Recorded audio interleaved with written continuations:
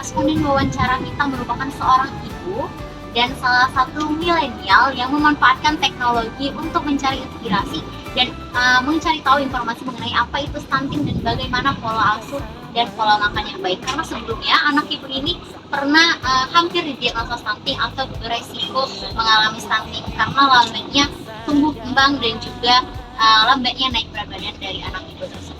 Dan bagaimana ibu ini bisa memperbaiki pola makan dan pola asuh yang baik tersebut menggunakan teknologi dan juga media sosial. Cerita lengkapnya ada di wawancara setelah ini. Oke, ibu dengan ibu siapa bu kalau boleh tahu? Dengan Ibu Okta. Bu Okta, dulu apakah pernah didiagnosa stunting adiknya bu? Atau cuman mungkin ada kekurangan berat badan, kesulitan naik berat badan aja? Kalau kemarin sih kekurangan berat badan.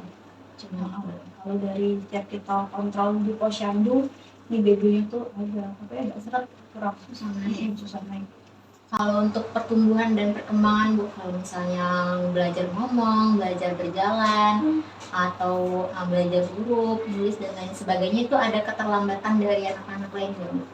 Kalau dari perkembangan dia ngomong itu memang agak lama dari anak-anak yang seusianya.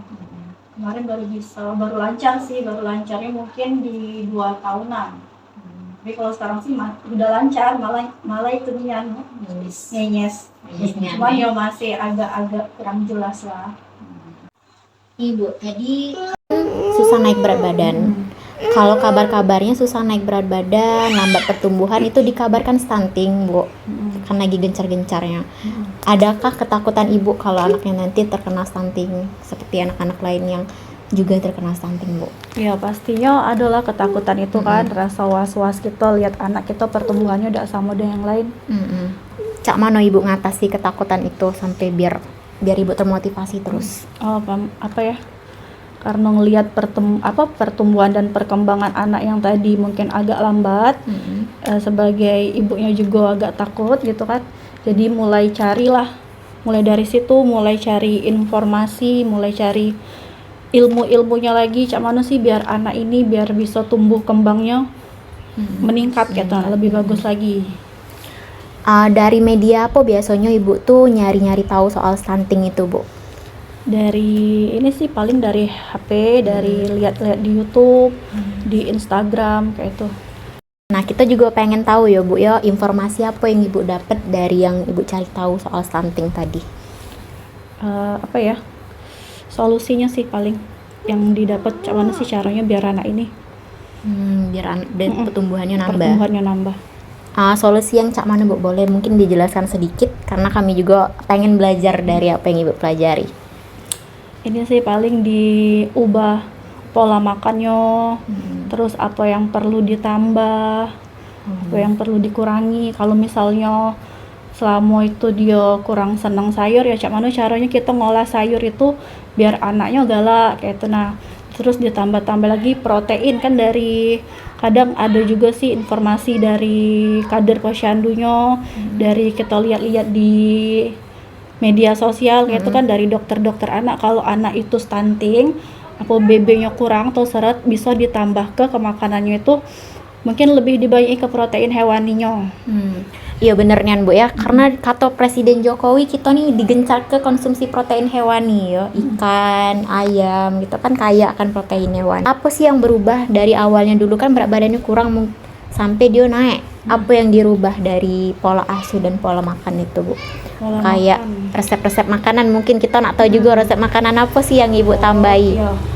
Jadi dia nih kemarin kan kurang galak sih kalau makan. Nah tapi setelah itu kita tuh coba kayak ini, misalnya apa yang kita makan itu mungkin rasanya enak, bagus juga untuk dia, kita suruh dia makan, terserah dia cak itu. Nah kita kasih ke bek itu mau dimakannya atau tidak, yang penting dia cicip dulu. Jadi istilahnya tuh memperboleh ke dia nyicipi makanan selain yang dia galak selama itu. Pokoknya makan makanan yang aman lah atau nanti untuk anak-anak. Terus juga kalau tiap pagi kemarin karena memang nak ngejar BB-nya, tiap pagi dia sarapan itu dibikin ketelok yang di dadar kayak itu, ditambahi sama kayak parutan keju sama wortel. Nah itu jadi selama agak lama juga sih itu, hampir tiap hari berapa bulan dikasihnya itu. Oh, Dari resepnya. situ jadi lumayan signifikan sih naik Oh, apa timbangannya. ibu dapat dari media sosial itu. Itu jadi ditambah keju parut kayak itu kan, ditambah wortel kalau sayur-sayurannya. Dalam adonan telur dadar itu. Telur Ada dadar. ada resep lain, Bu? Mungkin kita bisa Boleh. sharing ke wong-wong lain ya, menginspirasi ibu-ibu Paling lain. kalau dibikin kue juga misalnya biskuitnya jadi ditambah lagi dengan susu, tambah santan, mungkin kayak itu kan santan kan juga itu kan. Itu sih.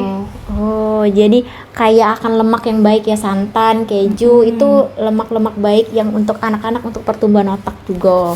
Oke Bu, dari wawancara tadi kita tahu kalau ibu ini sudah sangat up to date ya sebagai ibu. Usianya berapa kalau boleh tahu? 28. 28. Masih tergolong mama muda lah ya. Mama muda.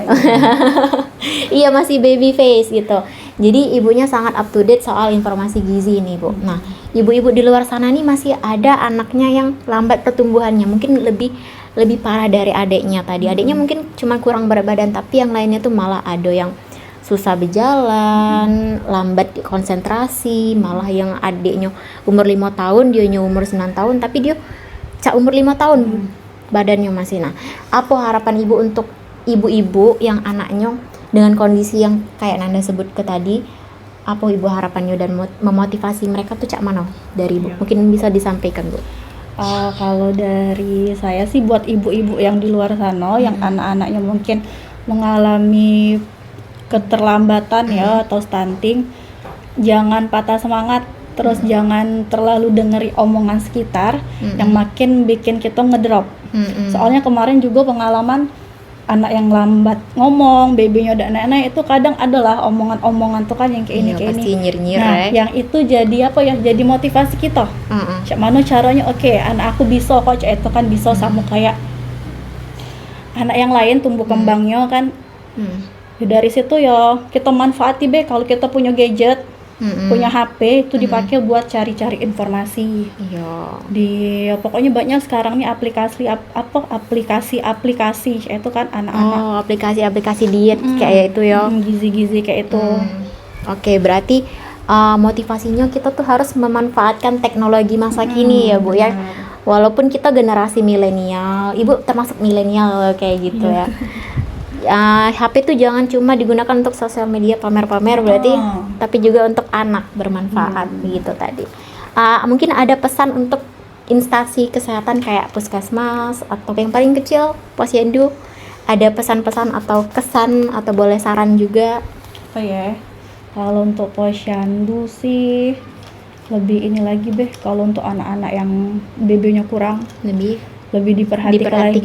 lagi. Terus jangan sekadar kasih vitamin, kasih biskuit misalnya, tapi ada dikontrol kayak itu nah. Diedukasi lagi. Terus biar wong tuanya juga tuh teratur kayak itu. Jadi wong tuanya udah males-males, harus ada apa ya? Biar wong tua itu tertib kayak itu nah. Harus ada yang dikasih kayak susu gitu. Terus dikontrol kan, apa didatengin kayak itu nah, dilihat ada perkembangan anaknya. Soalnya kan ibu-ibu juga kadang ada yang males. Sudahlah kayak itu nah.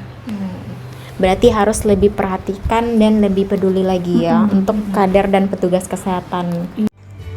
Dari wawancara cerita inspiratif ini memberikan kita bukti nyata bahwa anak yang berisiko stunting dapat dipulihkan melalui perawatan yang tepat.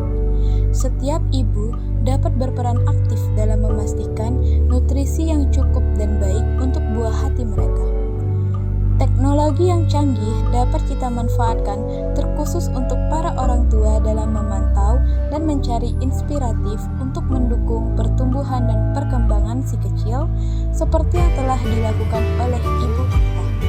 Dari wawancara ini diharapkan dapat menginspiratif orang tua dalam memahami serta mendalami pengobatan tentang stunting. Mari bersama-sama kita mendukung upaya pemerintah dalam mengatasi stunting dan memberikan kesempatan bagi anak lainnya untuk tumbuh dan berkembang dengan baik.